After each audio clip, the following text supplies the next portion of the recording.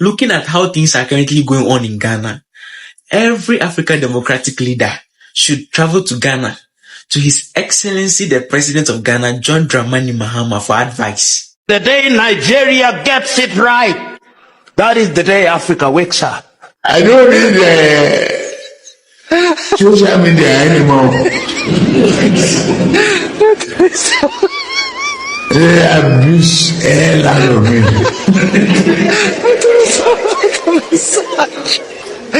If I read it, I get high blood pressure. I get angry. I don't read it. At this point, Nigeria president need advice from Ghana president, because the way Ghana president is taking Ghana to the next level, all Africa countries need to come to Ghana for advice. That is the word from the citizens of Nigeria. Let's take a look at the video, and please do not forget to like the video and comment your thoughts below. Looking at how things are currently going on in Ghana, every African democratic leader should travel to Ghana to His Excellency the President of Ghana, John Dramani Mahama, for advice. Because do you know why? Ever since this man has been sworn into power from 2025 January 7th, he has been doing nothing than showcasing and presenting himself as a good leader, a good democratic leader. Yes. So he's fighting corruption head on. And now, if you're a public appointee in Ghana, you cannot accept a gift worth over 20,000 Ghana cedis, which is equivalent to $1,200 to $1,300. You cannot accept it. As a good leader and showcasing himself as a good leader, living by example, he had handed over 2 cars that was given to him after his inauguration as president, because they are worth over 20,000 Ghana cedis. Far over. Come on. But on top of that, Ghana cedis is now rated the best currency in the whole world. Do you know why? Because it has appreciated 16% against dollar since 2025, since the beginning of 2025, just within 4 months. And now he has put measures in place that has quadrupled Ghana's gold reserve from 8.1 tons to 31.3 tons just within 4 months. The first time in my content creation life, I see the government of Ghana implementing a policy they didn't have originally in their manifesto. Ladies and gentlemen, they are doing it. I am not ashamed to say that I didn't vote for this government, but I'm proud of the initiatives they've chosen to embark on. And I'm proud to say to the president of Ghana, His Excellency President John Dramani Mahama, and his team, including the finance minister, that you guys are doing a tremendous job, and you are very close to winning me over to your camp and a lot of people, especially those that follows me. First, it was our national reserves in gold increasing from 8.7 tons to 30.1 tons. And then the Ghana cedis appreciating against the US dollar from 15.6 to now 12.35 to $1. And now the state choosing to go into state farm in the last 33 years. This is pretty interesting in their 4th month in office. However, I don't want to be overly excited or speak prematurely, knowing how sloganeering of policies is popular in Ghana's politics. 1 minute they are starting a good policy, and the next minute it's all a scam. So I'm at the same time trying to be skeptical in my optimism. Do you know the finance minister of Ghana has just announced the government of Ghana's acquisition of 200,000 hectares of lands for the purpose of starting a state cocoa farm, ladies and gentlemen? Yes, it was just announced by the finance minister. And my team first saw the news and broke it to me. The first thing they said was, the government is listening to you. I was like, what happened? They said, watch these videos. Ladies and gentlemen, without further ado, I want you to watch these videos and see for yourself if our messages are being heard or not. Let's watch them. So let's look at the 3 things I'm looking out for. The first thing I look out for is when the president starts the largest state farm in Ghana. I'm talking about something never done in Ghana's history. a 5,000 acre land of maize or cassava or rice, he will have to run the biggest poultry farm in Ghana's history, 100,000 bird poultry farm in the first 2 years, ladies and gentlemen, and fund it to about 300,000 birds in the next 3 years. Now, for those who may think this is a ridiculous idea, listen, it's because you've never seen what real solutions that bring sustainable development actually means. The very asset that brings revenue to the state is the most underinvested and most undermanaged. Cocoa Board doesn't own a cocoa farm.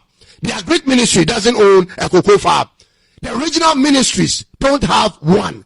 And the district assemblies don't own any. Our own stool lands are not used to farm cocoa except for individual farmers. Ladies and gentlemen, the problems are coming from nowhere. They are made by us and can therefore be solved by us. Now, I am hopeful and confident that in our lifetime, we will see a better Ghana in some specific areas if things continue to go the way it has taken off now. Ladies and gentlemen, do you understand what this means if this government doesn't do what the previous regime did with their one district, one factory, and one village, one dam scandalous policies, but actually implement it and ensures it thrives? Do you understand what that means? That will be the beginning of a game-changing political experience in Ghana. Listen, Ghana is the world's second largest producer of cocoa, and we are doing just about 500,000 to 650,000 metric tons at this time.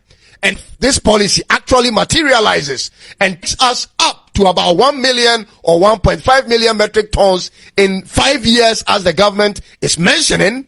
This will significantly increase our level of revenue, ladies and gentlemen. In the 2023 to 24 season, we made just about $1.7 billion in revenue from cocoa beans exports only. This could easily move up to $3 billion annually, which will be a very good thing. But ladies and gentlemen, this is where the government of Ghana can do even better. Currently, the global chocolate industry is estimated to be worth over $167 billion. So even when we make $3 billion per year from cocoa beans exports only, which will be a better thing than the previous years, we will still be making just about 1.8% of the global industry's value. This will still be nothing compared to what other countries who have never seen a cocoa tree make in a year. Sir President, I'm so excited you have decided to listen to us and embark on this journey. And I'm in full support of you, and actually want to take this opportunity to congratulate you on the bold steps you are taking to improve on Ghana's economy. But, Mr. President, we have to make preparations to take it a notch higher. We have to go into chocolate and cocoa drink production on a large scale. You see, Africa is 1.5 billion people, ladies and gentlemen. That should be our foremost market, like the Chinese and the Indians have been doing with their internal markets. We need to start doing more businesses with Africa, in the sense that Africa isn't trading amongst itself. Africa is missing out on a key strategic marketing tool, which is stifling our indigenous businesses. Do you remember how they marketed toothpaste to us in the early 1990s? They started off with the benefits, whether true or not, that's another topic for another day. But they started off with the benefits and the convenience of using it to whiten our teeth, and our doctors and dental practitioners to buy into it. And today, it's a typical life in all of Africa. The day Nigeria gets it right, that is the day Africa wakes up. If Africa is going to realize the potential, the positive aspects of our culture must be given their pride of place. Those of you who are from Nigeria, I've said it times without number when I'm in Nigeria, whether I'm in Nasarawa or in Kaduna or in Anambra or in Bayelsa, I keep on saying the day Nigeria gets it right, that is the day Africa wakes up. You only have to read the story of the early years of Nigeria. During the days of the great Zik of Africa, many of you do not know that Nnamdi Azikiwe was called the great Zik of Africa because he loved the continent, as indeed did Abubakar Tafawa Balewa. And you may not know, you Nigerians, in 1970, the king of Saudi Arabia was sick and went to be treated at the hospital in Ibadan. A lot of key words have been spoken in these videos, and we can see what the president of Ghana have been doing for his people since he came into power just in a few months, and what this man still have to do. My own point in this video is that Africans should learn from this man. In fact, especially my country, Nigeria, because like we will heard from the video, if Nigeria wake up today, I'm telling you, Africa will move very fast. Yes, we are great people. We are doing so well, but Nigeria is holding us back.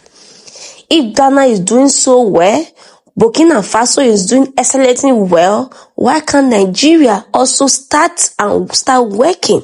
And the leaders also start to do something, because we are in the era of change. We want the betterment of Africa.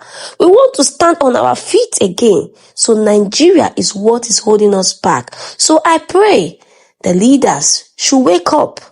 Wake up. This is the wake-up call for every Africans. The blood that flows in our vein need to start to wake up to get our country back, because we have been slaves for a very long time. Yes, we can say that we are free, we get independence. No, our mind is still slave, because they make us believe we should live our life in a certain way.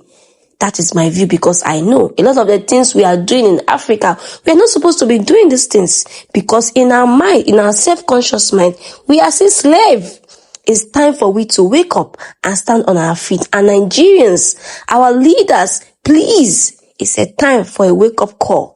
Enough of wasting our country money, enough of buying a lot of private jet for no reason. It's time to invest those money back to the system and make the betterment of your country. You don't have to go to anywhere to get things done. You can fix your country and get the best of life in your country. We don't have to travel to anywhere. It's just what I think. So please, at this point, do me well by dropping your thoughts on the comment section of what you also think of this video. If you are African, if you are Nigerian, if you're Ghanaian, anywhere you are from in the world, feel free to comment your thoughts on the comment section. And don't forget to also share with a friend who would love to watch this video with you. And please, like I always said, if you have not liked this video, if you have not subscribed to the channel, do me well by hitting your subscribe button to join this amazing family. On this channel, we bring the latest gist of what is going on in Africa, Ghana, Nigeria, and I don't want you to miss out in our next episode that is coming very soon. And don't forget to turn your notification bell so whenever I upload a new video, you're not going to miss out on my amazing future content. And I will see you in my next video. Bye for now and stay blessed. And I love you guys so much. Bye-bye.